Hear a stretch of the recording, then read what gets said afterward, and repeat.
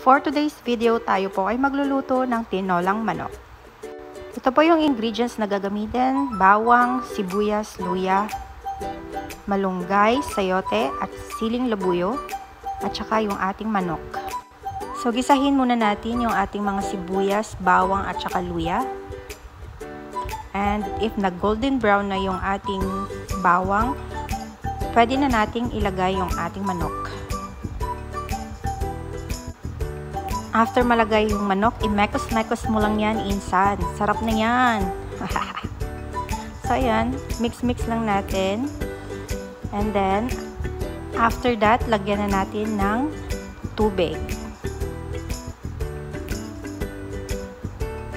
And takpan natin and pakuluan for 15 minutes. After pakuluan, ilagay na natin yung ating sayote.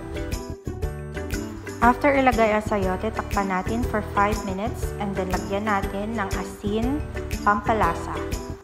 Tapos, i-mix na din natin yung ating malunggay tsaka yung ating siling labuyo.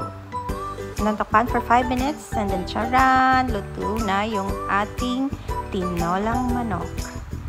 So, lunch is ready. Ayan, sarap na yan.